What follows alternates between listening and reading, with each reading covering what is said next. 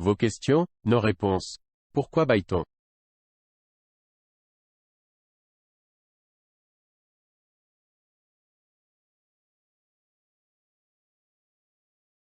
Les gens bâillent lorsqu'ils sont fatigués, mais aussi lorsqu'ils se réveillent après une nuit de sommeil.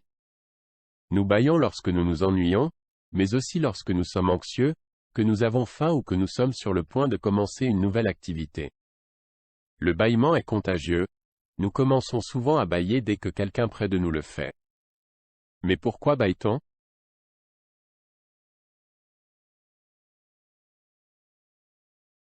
Il y a tellement de déclencheurs. Les personnes qui sautent en parachute disent qu'elles ont tendance à bâiller avant de sauter. Les policiers disent qu'ils bâillent avant d'entrer dans une situation difficile, a déclaré Adrian Gugisberg, professeur de neurosciences cliniques à l'Université de Genève.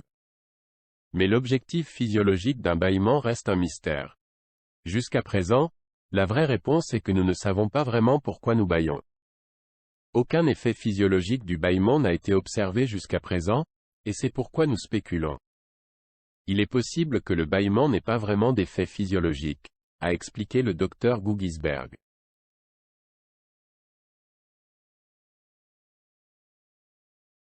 Jusqu'à il y a une trentaine d'années, les scientifiques expliquaient le bâillement comme un moyen pour le corps d'aspirer une grande quantité d'air afin d'augmenter le taux d'oxygène dans le sang en réponse à un manque d'oxygène.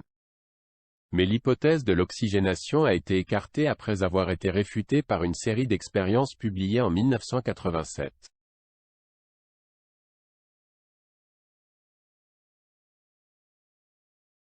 Une théorie actuelle veut que le bâillement soit un mécanisme de refroidissement du cerveau, qui fonctionne pour favoriser l'éveil et la vigilance, selon Andrew Gallup, professeur adjoint de psychologie à l'Institut Polytechnique de l'Université d'État de New York, qui a publié différentes enquêtes à ce sujet.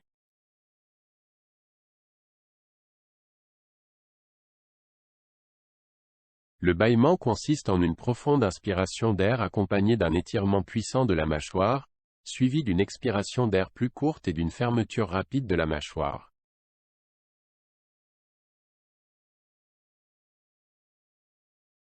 Collectivement, ces modes de comportement augmentent le flux sanguin vers le crâne, ce qui peut avoir un certain nombre d'effets, dont l'un est le refroidissement cérébral, a déclaré le docteur Gallup.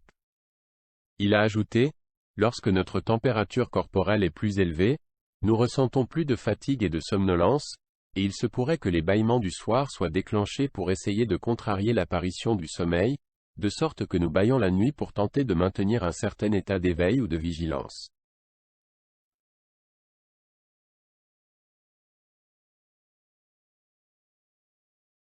Le bâillement n'est pas synonyme de fatigue.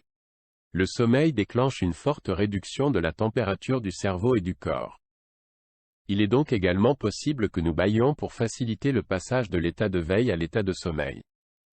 Une chose est sûre, le bâillement est contagieux. Le bâillement d'une personne peut déclencher le bâillement de tout un groupe.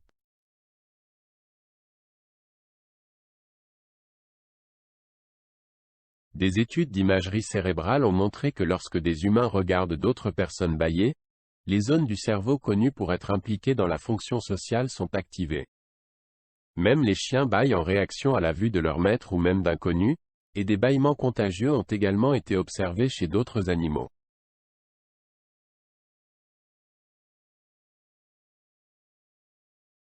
La propagation des bâillements pourrait potentiellement servir à promouvoir une excitation coordonnée entre les membres du groupe, synchronisant leur état mental, le protégeant potentiellement en l'alertant des menaces extérieures plus rapidement qu'il ne le serait autrement, confie le docteur Gallup.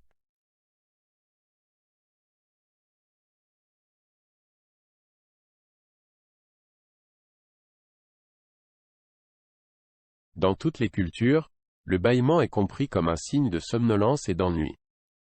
Le bâillement communique donc aux autres que l'on vit une expérience modérément désagréable mais pas une menace immédiate. Nous devons le considérer comme un processus régi par des déclencheurs physiologiques que nous ne pouvons pas contrôler. Si cela se produit lors d'une réunion, cela ne doit pas être un signe d'irrespect ou d'insulte.